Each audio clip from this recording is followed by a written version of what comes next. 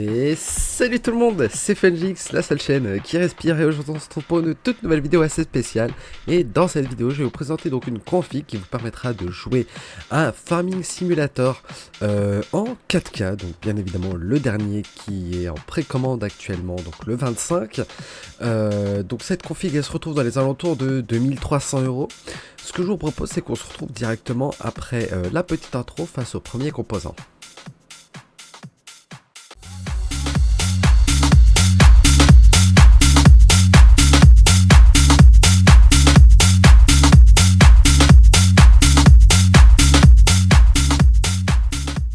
Donc nous revoilà face au processeur. Donc je vous ai sélectionné comme processeur le Ryzen 9 7900X, processeur cadencé donc à 4,7 GHz, et actuellement on se retrouve avec une petite offre de la part d'AMD. On a donc deux jeux qui sont offerts. Donc on a Space Marine 2 et Yukno 9.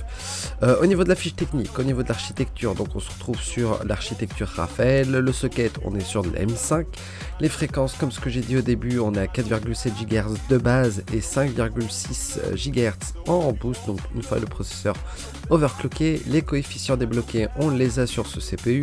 Nombre de cœurs, on en a 12. Nombre de threads, on en a 24. La mémoire de cache, on a 64 MO. Jeu d'instruction, on a 64 bits. L'extension au jeu d'instruction, on a donc l'AES, AMD, AMD5, AVX, AVX2, AVX 512, FMA3, MMX+, SHA, SHA, pardon, SSE, SSE2, 3, 4.1, 4.2, 4A. On a le SSSE3 et le X86-64. La prise en charge donc de mémoire, on est sur le Keno mémoire donc en 2, donc dual channel. La DDR5, elle est supportée jusqu'à 5200 MHz. Au niveau des PCI Express, on est sur la 5e génération. La finesse gravure, on a 5 nanomètres CPU et 6 nanomètres en IO die. Donc la partie graphique intégrée, on est sur la AMD Radeon Graphics. Donc la carte graphique intégrée, donc enfin oui, j'allais répéter ce que je viens de dire. Donc elle a deux cœurs. La fréquence du GPU, on est à 400 MHz de base et 2200 MHz en boost, enfin au max quoi. TDP, on est à 170 watts et TDP réel, on est à 230, 240. Ventilation d'acclu, on n'en a pas. Les chipsets compatibles, on est sur la X670E, 670, B650E et B650. Au niveau de la carte mère, je suis parti sur la ASRoG, la Asus ROG Strix B650A Gaming Wi-Fi, et on a 20 € remboursés par Asus. Donc c'est une carte mère ATX avec le socket AM5, le chipset AMD B650, on a de l'USB 3.2, on a de l'M.2 PCI Express 5e génération, on a du Wi-Fi 6E, de la Bluetooth, et on a encore une fois les 20 € remboursés de la part de chez Asus. Au niveau des interfaces internes, ventilateur et refroidissement, on a donc un connecteur CPU 4 broches, un CPU opt, un pompe à IO, un ventilateur châssis 4 broches, on en a 4. Au niveau de l'alimentation, on a donc un 24 broches, on a un 8 broches et un 4 broches pour le CPU. Les stockages, on a 3 slots M.2 et 4 SATA en 6 gigabits par seconde. Les USB, on a donc un type C en 3.1, un connecteur USB 3.0 supporté 2 par USB 3.0 supplémentaires, et on a 2 connecteurs USB 2.0. Autre, donc on a un connecteur RGB adressable, on en a 3, connecteur RGB 4 broches, on en a 1, le bouton clear CMOS, le connecteur CPU over voltage, le port COM, le connecteur audio front panel, le connecteur sortie SPD IF, le connecteur 20 plus 3 pins système panel avec connecteur intrusion châssis, on a le connecteur thermal sensor, on a le connecteur Thunderbolt, et on a le connecteur comme debug. Au niveau du BIOS, on a un UEFI AMI BIOS, on a l'Asus Crash Fire BIOS 3, on a le S-Flash 3 donc pour flasher le BIOS, et on a l'Asus UEFI BIOS S-Mode. Donc format ATX, on est sur du 3,5 sur 24,4 cm. Au niveau du bundle, on va retrouver donc la carte mère en elle-même, des connecteurs SATA, la petite antenne en Wi-Fi 6E, le manuel, des stickers Asus ROG et la petite carte de remerciement de la part de chez Asus. Et on a aussi des petits keychains, enfin c'est des petites des petits comme des stickers, mais c'est des petites cartes quoi de la marque Asus. Au niveau de la carte graphique, je suis parti sur la GeForce RTX 4070 Super de chez Gigabyte. C'est la WindForce Max OC avec un jeu supplémentaire offert. Donc on a Star Wars Outlays offert par Nvidia à l'heure actuelle. Donc on a deux ventilateurs qui tournent vers la gauche et celui du milieu qui tourne vers la droite.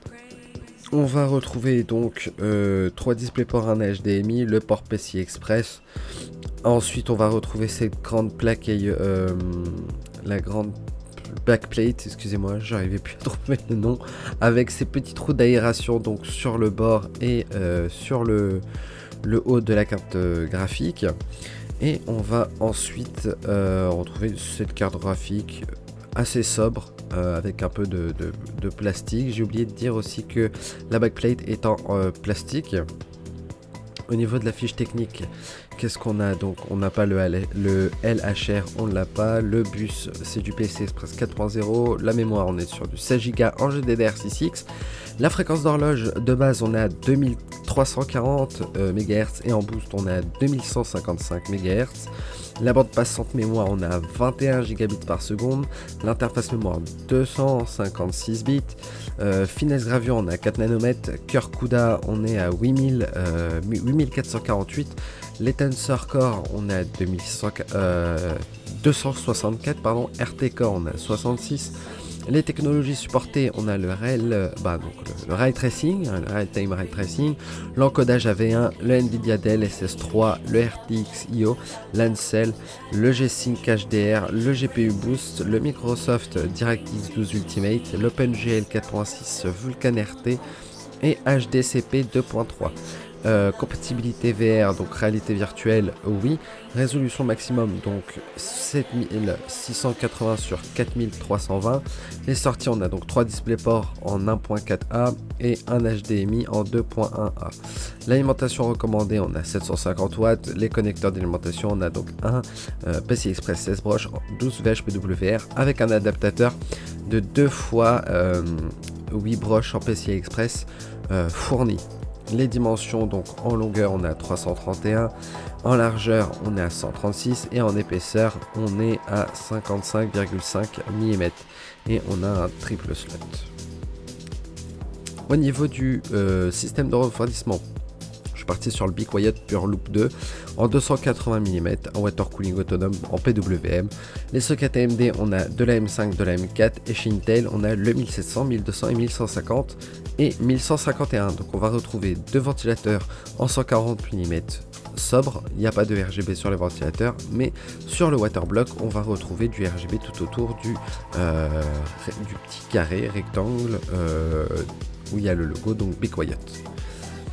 Au niveau de la RAM, je suis parti sur de la DDR5 Corsair Vengeance de 32 Go, un kit donc de 2 x 16 Go, cadence à 6000 MHz, CS30, donc mémoire, PC 48000, on a le low profile, pareil, barrette de RAM, sobre, sans RGB pour le coup. Après, rien ne vous empêche de passer sur des RGB, des Corsair Vengeance RGB, et ça sera tout à fait pareil. Au niveau du SSD, je suis parti sur le Kingston NV3 de 2 Tera, donc SSD M.2 en PCI Express 4.0, lecture max on est à 6000 MO par seconde, écriture max on est à 5000 MO par seconde, et on a la mémoire QLC 3D. Donc pareil, hein, pas de dissipateur avec ce SSD, on a un simple disque dur de chez Kingston en 2 Tera. Au niveau du boîtier, je suis parti sur le boîtier Corsair 3500X ARGB en blanc. donc boîtier PC moyenne tour. Elle accepte les EATX, l'ATX, le micro ATX et le mini ATX, ITX pardon. On a de l'USB 3.1 en type C avec une fenêtre pleine taille compatible Asus BTF et MSI Project Zero. À l'arrière donc du boîtier, on va retrouver l'emplacement de l'alimentation, les 7 emplacements pour là où les cartes graphiques, l'emplacement pour la plaque IO Shield. On va ensuite à l'avant retrouver donc l'emplacement de la carte mère, le bloc d'alimentation, le support pour installer donc 3 ventilateurs en 120 mm ou en 140 mm. Là pour le coup il y a 3 ventilateurs préinstallés RGB adressables en 120 mm. Sur le côté vous avez donc un emplacement ici et en haut pour installer d'autres ventilateurs si vous le souhaitez. Juste en haut on a donc la petite grille d'aération, on a le bouton reset, un micro jack, un type C et les 2 USB avec le bouton power.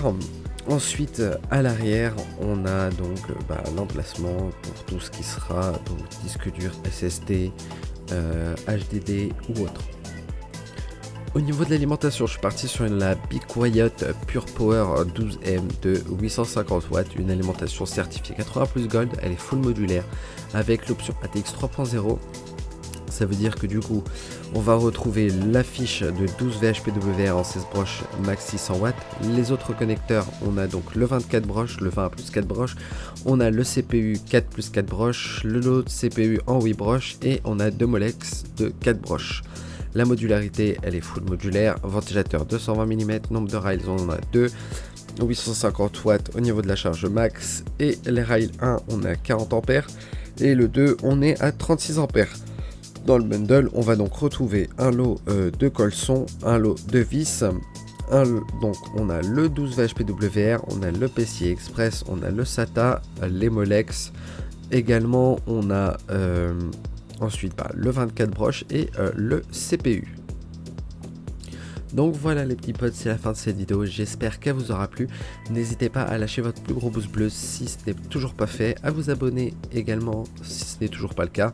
Vous retrouverez donc dans la description tous les liens de cette config. Et surtout vous allez retrouver tous les liens donc de mes réseaux, que ce soit Instagram, Twitter, Twitch, Discord.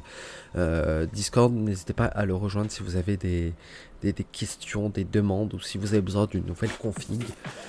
Je me ferai un grand plaisir de vous faire votre toute première config ou alors votre upgrade. Donc voilà, c'est la fin de cette vidéo et moi je vous dis ciao à une prochaine vidéo.